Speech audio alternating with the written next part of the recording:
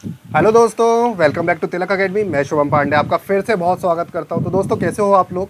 तो दोस्तों, आज मैं अपनी तरफ से नहीं बोलूँगा कि आई होप अच्छे ही होंगे। आप प्लीज़ मुझे कमेंट बॉक्स में लिख के बताइएगा कि आप कैसे हैं। और दोस्तों, थोड़ा सा अपने बारे में बताइए, इससे हमारा थोड़ा सा इंटरेक्शन बढ़ेगा, जिससे हम लोग एक दूसरे को समझ पाएंगे और हमारा चैनल बेहतर बन पाएगा। तो दोस्तों, बस आप मुझे कमेंट बॉक्स में लिख के बताइएगा थोड़ा सा अपने बारे में, आप किस चीज़ की तैयारी कर रहे हैं, कौन सी एग्ज़ाम की आपने तैयारी करने की सोची है, फॉर्म भरे हैं, तो हम उसके तरह से बात करेंगे। तो दोस्तों, शुरू करते हैं हम आज का लेक्चर। जैसा कि आपको बताना चाहूँगा कि हमारी करंट अफेयर की सीरीज़ चल रही है और इस सीरीज़ के आज हम 22वें लेक्चर पे और अगस्त का करंट अफेयर चल रहा है। तो आई होप आपको पसंद आ रहा होगा, और अगर आपको कोई कमी लग रही है या फिर आपको कुछ दिक्कत आ रही है तो वो भी आप मुझे कमेंट बॉक्स में लिखकर बता सकते हैं। तो शुरू करते हैं हम आज का लेक्चर बिना किसी देरी के। दोस्तों, आप में से जो नए लोग हैं उन लोगों को बताना चाहूँगा, अगर आप इनमें से किसी भी गवर्नमेंट एग्जाम की तैयारी कर रहे हो तो आपके लिए हमारे रिसर्चर द्वारा इंग्लिश के नोट्स प्रिपेयर किए गए हैं। तो अगर आपको ये नोट्स चाहिए तो मैंने डिस्क्रिप्शन में एक लिंक दी है, उसमें जाके क्लिक कीजिएगा और आपको नोट्स के लिए सारी जानकारी मिल जाएगी। चलिए बढ़ते हैं प्रश्नों की तरफ। दोस्तों, कल मैंने आपसे एक प्रश्न पूछा था कि किस भारतीय मूल की नर्स को हाल ही में सिंगापुर में राष्ट्रपति पुरस्कार सम्मान मिला। तो दोस्तों, इसका जो उत्तर था वह था कला नारायण सामी। बहुत लोगों ने इसका सही उत्तर दिया है। दोस्तों, बस इसी तरीके से हमें मेहनत करना है और उत्तर देते रहना है। चलिए बढ़ते आज के पहले प्रश्न की तरफ। जर्मनी के बेनेडिक्ट ओवेडेस ने किस खेल से संन्यास लेने की घोषणा की है? तो दोस्तों, मैं आपको बताना चाहूँगा, विश्व कप विजेता जर्मन फुटबॉलर बेनेडिक्ट होडवेस ने फुटबॉल से संन्यास लेने की घोषणा कर दी। तो किसके हैं ये? फुटबॉल प्लेयर हुआ करते थे, ठीक है। तो इन्होंने घोषणा दे दी है। इन्होंने 2014 में एक वर्ल्ड कप जीती थी जर्मन टीम, उस टीम का ये हिस्सा हुआ करते थे। तो याद रखिएगा, ये भी क्वेश्चन बन सकता है कि जर्मन टीम कब वर्ल्ड कप जीती थी 2014 के अंदर, ठीक है। दोस्तों, ये है बेनेडिक्ट ओवेडेस, ठीक है। चलिए बढ़ते अगले प्रश्न की तरफ। कौन पहला परमाणु ऊर्जा उत्पादक खाड़ी देश बना है? तो दोस्तों, इस प्रश्न का उत्तर तो मुझे लगता है कि आपको पता ही होगा, अगर आपने मेरा पुराने लेक्चर अगर ढंग से देखें, और क्योंकि उसी में मैंने आपको ये प्रश्न के बारे में बताया था, उस समय इसकी घोषणा की गई थी और अब ये बनके तैयार हो चुका है। तो दोस्तों, मैं आपको बताना चाहूँगा, संयुक्त अरब अमीरात, जिसे शॉर्ट में यूएई बोलते हैं, इन्होंने अपना पहला परमाणु ऊर्जा उत्पादक संयंत्र है जो वो शुरू कर लिया है। और दोस्तों, इन्होंने यूएई में कहाँ लगाया, ये भी बहुत ज़रूरी है। दोस्तों, इन्होंने अपना जो पहली परमाणु ऊर्जा संयंत्र की जो इकाई है वो अबू धाबी में लगाई है। कहाँ लगाई है? अबू धाबी के अंदर। इस जो संयंत्र है, जो इसकी इकाई है, इससे करीबन 5.6 गीगावाट, कितनी? 5.6 ये यूनिट होती है दोस्तों पावर को नापने की, जो इलेक्ट्रिक की पावर नापते हैं वो गीगावाट में नापते हैं। तो दोस्तों, इतनी पावर जनरेट करेगा जो कि पूरे संयुक्त यूएई की 25% पावर होगी। तो याद रखिएगा, सिर्फ 25% पावर ये कवर कर लेगा। तो ये बहुत ही कम समय में इन्होंने इसको तैयार किया है, ठीक है। तो याद रखिए कि इन्होंने किया है यूएई ने। दोस्तों, ये मैंने आपको जगह बता दी है, यहीं पर है इनका परमाणु केंद्र, ठीक है। अच्छा, छोटी बातें हम डिस्कस कर लेते हैं जिस पर प्रश्न बन सकते हैं। यूएई के जो राष्ट्रपति, उनका नाम क्या है? शेख खलीफा बिन जायद अल नहायान। और यूएई की राजधानी क्या है? Abu Dhabi. और उनकी मुद्रा क्या है? संयुक्त अरब अमीरत दिरहम। तो याद रखिएगा दोस्तों। देखिए, मैं आपको ये बातें ना बार बार खुद बताता रहूँगा, जिससे आपको क्या होगा कि ये चीज़ें तैयार नहीं करनी पड़ेंगी और खुद से ही आपके दिमाग में ये चीज़ें बैठ जाएंगी। और आपको इसके लिए अलग से नोट्स नहीं बनाने, कुछ तैयारी नहीं करनी कि अलग अलग देश के आपको राष्ट्रपति अलग से याद करने हैं या फिर अलग से इनकी तैयारी करनी है। आपकी तैयारी मैं यहीं पे करा दूंगा, ठीक है। तो आप ये मत समझिए कि सिर्फ आप करंट अफेयर क्लियर करा रहा हूँ, आपका जीके भी कोशिश कर रहा हूँ कि कुछ कुछ पॉइंट्स जीके के भी टच करूँ और कुछ पॉलिटी के पॉइंट टच करूँ। तो ऐसे ऐसे अपन सारे पॉइंट टच करते चलेंगे, ठीक है। चलिए बढ़ते अगले प्रश्न की तरफ। हुई घोषणा के मुताबिक किस राज्य में भारत का पहला हिम तेंदुआ संरक्षण केंद्र बनेगा? तो दोस्तों, मैं आपको बताना चाहूँगा, उत्तराखंड के अंदर। कहाँ बन रहा है? सबसे पहली बात तो ये उत्तराखंड के अंदर बन रहा है, और उत्तराखंड के अंदर भी कहाँ बन रहा है वो भी जानना जरूरी है। दोस्तों, ये उत्तराखंड के अंदर उत्तरकाशी है। उत्तरकाशी के अंदर एक वन प्रभाग क्षेत्र के अंदर ये संरक्षण केंद्र स्थापित किया जाएगा, ठीक है। तो याद रखिएगा, उत्तराखंड के अंदर उत्तरकाशी में वन प्रभाग क्षेत्र है, वहाँ पर ये स्थापित किया जाएगा, ठीक है। अच्छा, इसको स्थापित करने की ज़रूरत क्यों पड़ी? तो दोस्तों, मैं आपको बताना चाहूँगा, जो हमारे भारतीय वन जीव संस्थान के जो वैज्ञानिक है, उन्होंने बताया है भारत में करीबन 586 ही हिम तेंदुए बचे। तो दोस्तों, इनके संरक्षण के लिए ये केंद्र शुरू किया गया है। तो याद रखिएगा, उत्तराखंड में शुरू किया गया है। ये थोड़ा क्यूट सा छोटा सा तेंदुआ है। तो दोस्तों, इससे आपको क्वेश्चन याद रहेगा। चलिए अब डिस्कस करते हैं हम थोड़ा सा इनके मुख्यमंत्री के बारे में। दोस्तों, इनके जो मुख्यमंत्री, उनका नाम क्या है? त्रिवेंद्र सिंह रावत जी। और उनके जो राज्यपाल है, उनका नाम क्या है? बेबी रानी मौर्य। तो याद रखिएगा, ठीक है। चलिए बढ़ते हैं अगले प्रश्न की तरफ।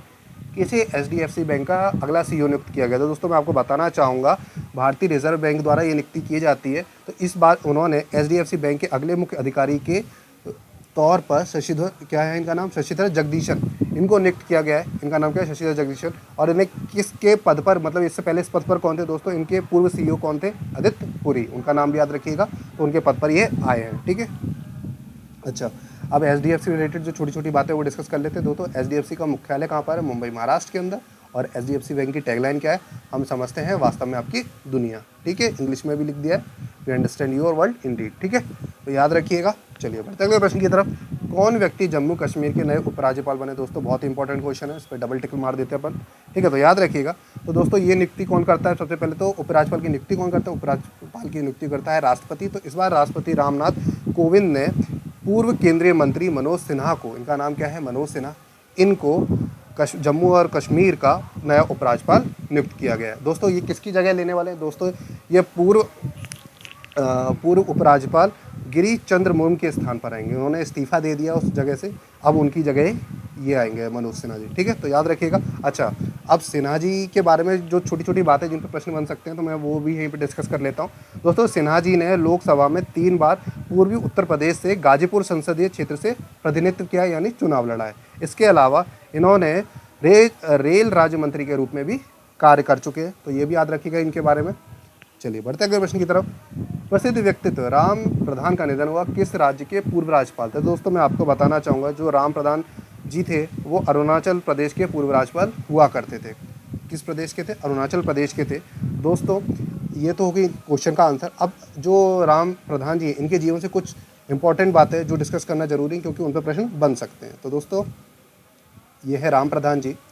तो राम प्रधान जी के बारे में आपको बताऊं तो इन्होंने 26/11 में, जो आपको याद है, एक मुंबई आतंकी हमला हुआ था, उसके बाद एक सुरक्षा बलों की एक प्रतिक्रिया समिति बैठाई थी, ठीक है। सुरक्षा बलों की ऊपर एक समिति बैठाई थी, जिसका नेतृत्व किन्होंने किया था, हमारे राम प्रधान जी ने किया था। तो याद रखिएगा, ठीक है। और उसके बाद इनका जो दूसरा महत्वपूर्ण काम है, राम प्रधान जी ने असम समझौते, असम के अंदर जो समझौता हुआ था और मिजोरम शांति समझौता हुआ था, उस पर हस्ताक्षर करने में भी महत्वपूर्ण भूमिका निभाई थी, ठीक है। इसके अलावा उन्होंने राजीव गांधी सरकार के अंदर केंद्रीय गृह सचिव के रूप में भी कार्य किया था। इसके अलावा 1987 में भारत का इन्हें तीसरा सर्वोच्च नागरिक सम्मान भी दिया गया था, कौन सा, पद्म भूषण। तो ये भी याद रखिएगा, कब दिया गया, कौन से सन में दिया गया था, 1987 के अंदर। चलिए दोस्तों बढ़ते अगले प्रश्न की तरफ। किस राज्य के पूर्व मुख्यमंत्री शिवाजीराव पाटिल नीलांगेकर का निधन हुआ। तो दोस्तों मैं आपको बताना चाहूँगा, ये जो मुख्यमंत्री थे ये महाराष्ट्र के पूर्व मुख्यमंत्री हुआ करते थे। कहाँ के थे, महाराष्ट्र के। और ये किस पार्टी के थे दोस्तों, ये कांग्रेस नेता हुआ करते थे, ये कांग्रेस पार्टी के हुआ करते थे।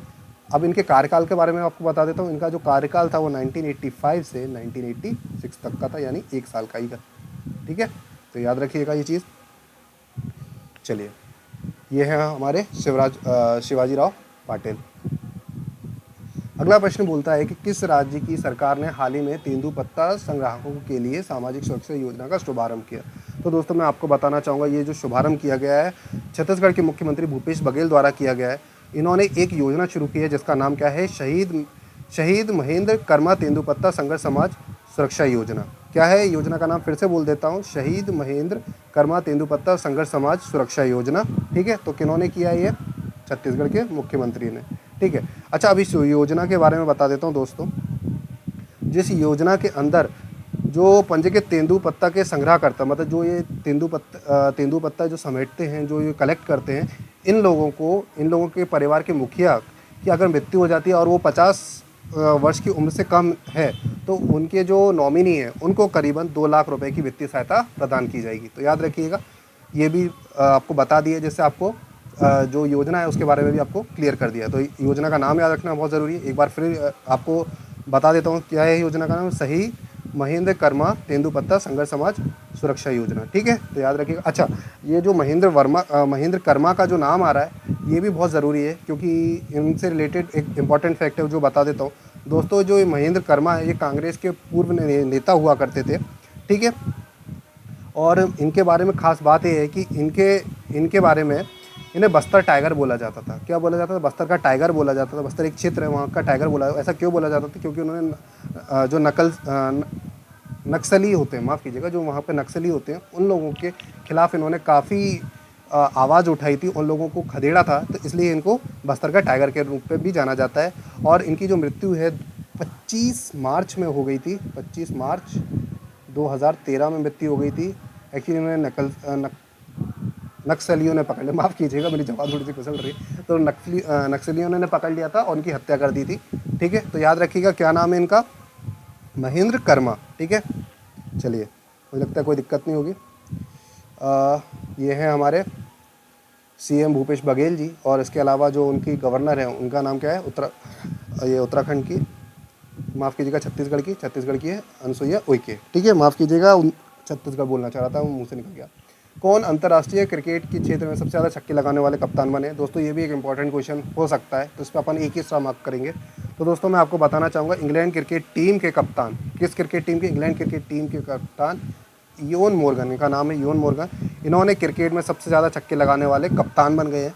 ठीक है, अच्छा इससे पहले इस पद पर कौन था दोस्तों, मतलब इस पोजीशन में कौन था दोस्तों? इससे पहले हमारे भारत के महेंद्र सिंह धोनी हुआ करते थे इस कप्तान के पद, सबसे ज़्यादा छक्के लगाने वाले। उन्होंने, महेंद्र सिंह धोनी ने 213 छक्के लगाए हैं, जबकि इयन मॉर्गन ने करीबन 200, माफ़ कीजिएगा, इयन मॉर्गन ने 213 छक्के लगाए हैं, और जबकि हमारे भारत के महेंद्र सिंह धोनी 211 छक्के लगाए हैं करीबन पूरे अंतर्राष्ट्रीय मैचों में। ठीक है, मैं दोबारा से लिख देता हूँ आपके लिए, क्लियर हो जाएगा। 211 छक्के किन्होंने लगाए, MS धोनी ने, तो याद रखिएगा उनका नाम। चलिए बढ़ते अगले प्रश्न की तरफ। ये है हमारे इयोन मॉर्गन जी।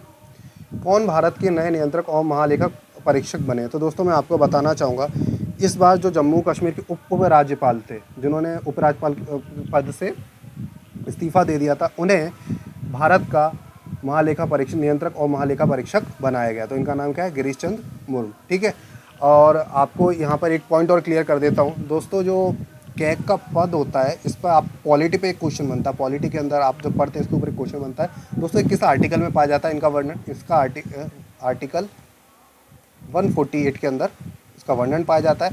148 में कैग के बारे में लिखा हुआ है, और 149 में इनकी कार्य प्रणाली के बारे में लिखा है, यानी ड्यूटीज़ ऑफ कैग के बारे में लिखा हुआ है। तो ये दोनों आर्टिकल भी बहुत इंपॉर्टेंट है, याद रखिएगा।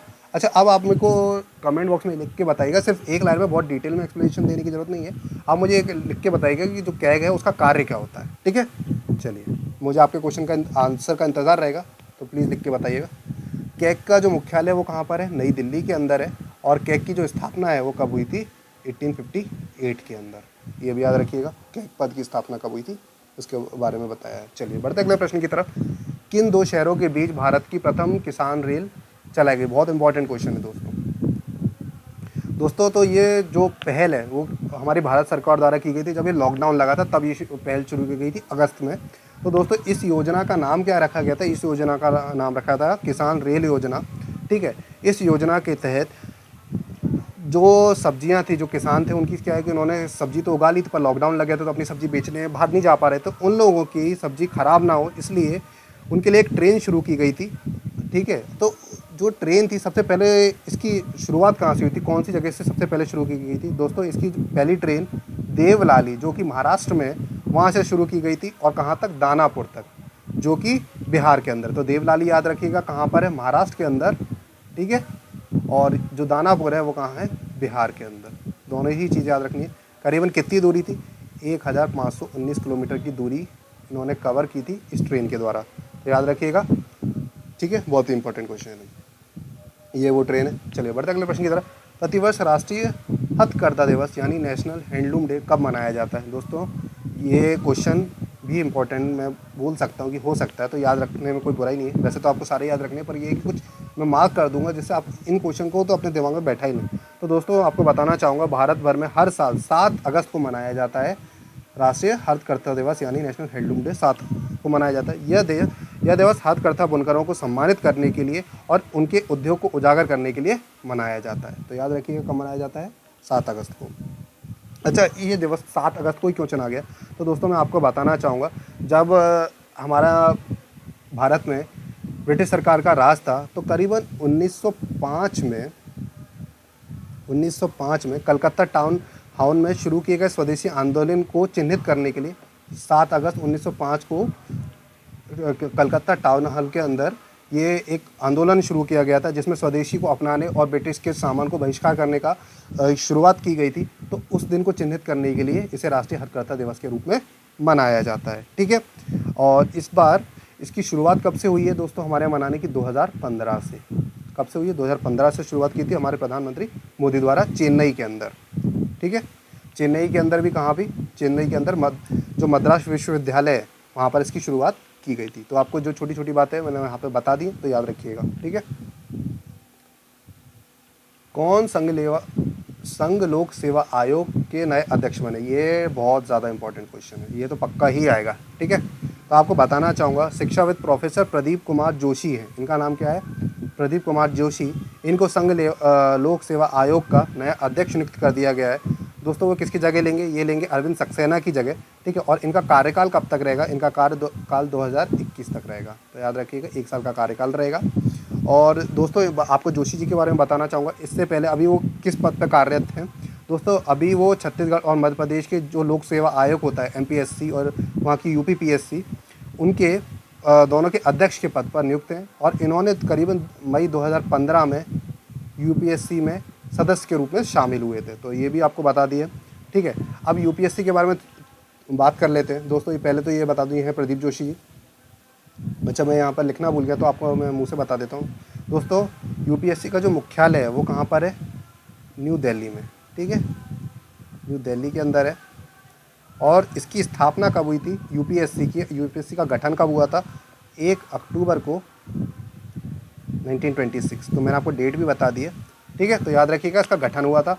अच्छा UPSC जो है हमारे कॉन्स्टिट्यूशन में यानी हमारे संविधान में किस आर्टिकल के अंदर पाया जाता है? दोस्तों ये पाया जाता है आर्टिकल 315।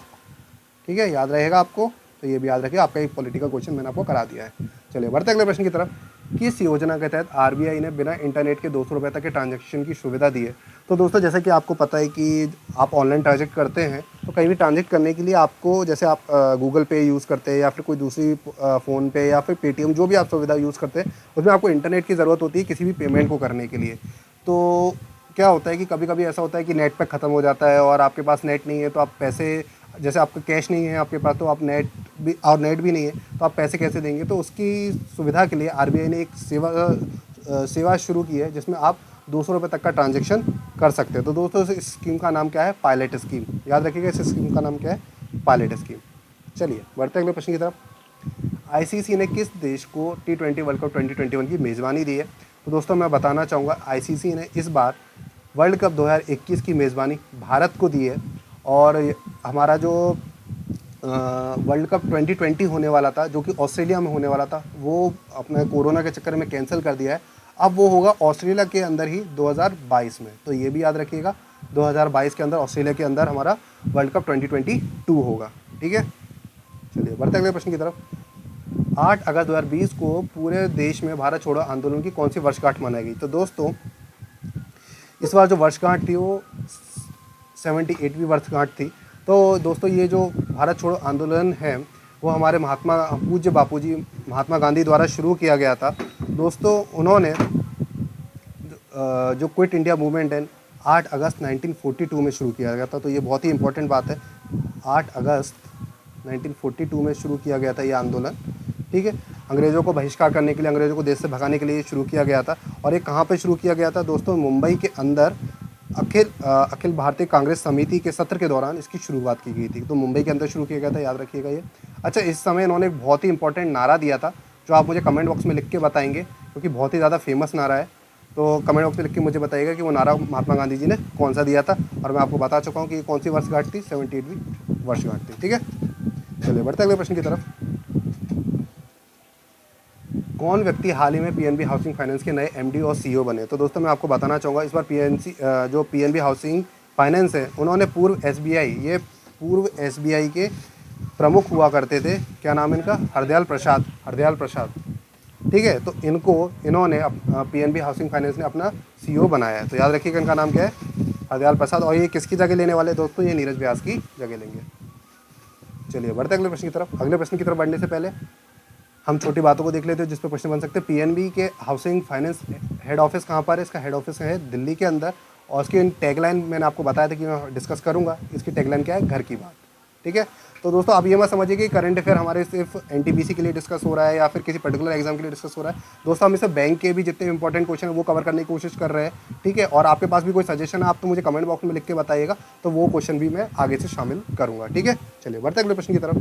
पीएम मोदी ने हाल ही में किस शहर में राष्ट्रीय स्वच्छता केंद्र का उद्घाटन किया? तो दोस्तों मैं बताना चाहूँगा, प्रधानमंत्री मोदी जी ने राजधानी दिल्ली के अंदर राष्ट्रीय सुरक्षा केंद्र का उद्घाटन किया है। दोस्तों ये स्थापित कहाँ, ये उद्घाटन हुआ कहाँ है, यहाँ पे ये स्थापित किया है कहाँ है? दोस्तों ये केंद्र स्थापित किया है कि राजघाट के अंदर, ठीक है। तो ये राजघाट पे स्थापित किया है उन्होंने राष्ट्रीय स्वच्छता केंद्र। दोस्तों इसकी जो स्थापना वो इसलिए की गई है कि हमारे देश में स्वच्छता का जो मिशन चल रहा है, देश को साफ रखने का जो मिशन चल रहा है, उसमें लोगों को बढ़ावा मिल सके, ठीक है। और दोस्तों इसकी उन्होंने घोषणा कब की थी? राष्ट्रीय सुरक्षा केंद्र की घोषणा की थी उन्होंने 2017 के अंदर। तो ये भी बहुत इंपॉर्टेंट है, याद रखिएगा। चलिए बढ़ते अगले प्रश्न की तरफ। दोस्तों ये सबसे पहले तो आपको बताना चाहूँगा, ये फ़ोटो मैंने इसलिए डाली कि आपको याद रहे, ठीक है। ये प्रधानमंत्री मोदी जी ने राष्ट्रीय सुरक्षा केंद्र की स्थापना की थी। किस राज्य की सरकार ने हाल ही में अगले सत्र से खुद का शिक्षा बोर्ड बनाने की घोषणा की? तो दोस्तों मैं आपको बताना चाहूँगा, ये कदम उठाया दिल्ली की सरकार ने। तो जो दिल्ली के उप मुख्यमंत्री है जिनका नाम है सिसोदिया जी, उन्होंने पढ़ाई का बोझ कम करने के लिए 14 वर्ष की आयु तक के बच्चों के लिए नए पाठ्यक्रम के साथ अलग से शिक्षा बोर्ड बनाने की घोषणा की थी। तो किन्होंने की है? ये दिल्ली सरकार ने की है। और इन्हें आगामी सत्र से इसको शुरू कर दिया जाएगा, यानी 2021 के सत्र से इसे लागू कर दिया जाएगा, ठीक है। तो याद रखिएगा, ये दिल्ली के उप मुख्यमंत्री हैं मनीष सिसोदिया जी, ठीक है। शिक्षा मंत्री भी हैं वहाँ के, और वहाँ के राज्यपाल आपको बता ही चुका हूँ कौन है, अनिल बैजल जी। और वहाँ के जो मुख्यमंत्री हैं उनका नाम क्या है? अरविंद केजरीवाल जी। चलिए बढ़ते अगले प्रश्न की तरफ। भारतीय खिलाड़ी मनीतोम्बी सिंह का निधन हुआ, वो किस खेल से संबंधित थी?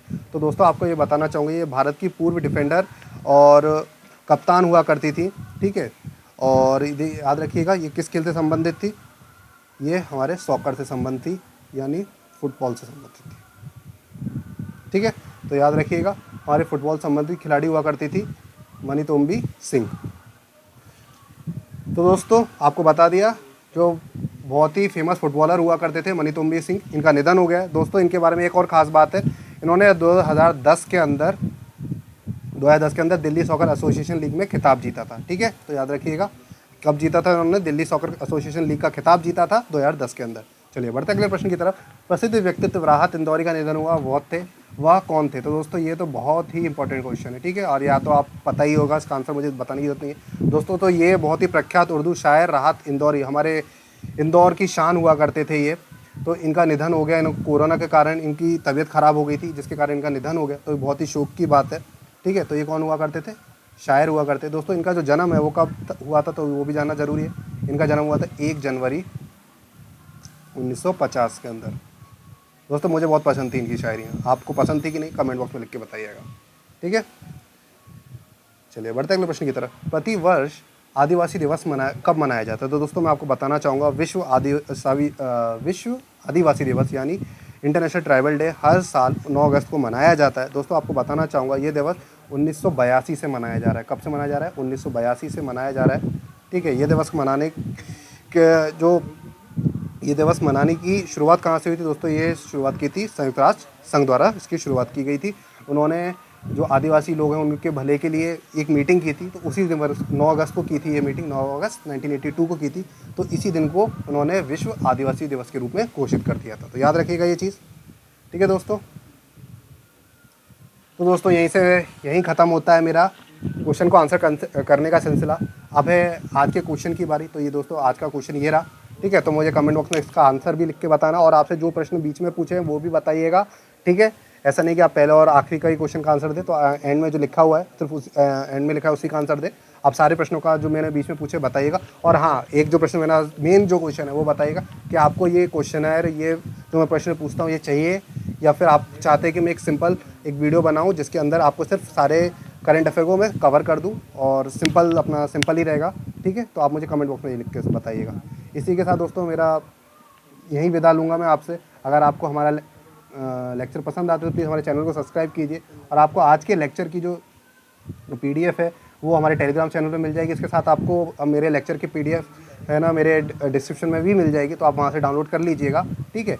और इसके अलावा आप हमारे बेल आइकन को भी दबा लीजिए, जिससे आपको आने वाले लेक्चर का नोटिफिकेशन मिल सके। तो दोस्तों आपसे यही विदा लेता हूँ, मिलता हूँ अगले लेक्चर में। जय हिंद।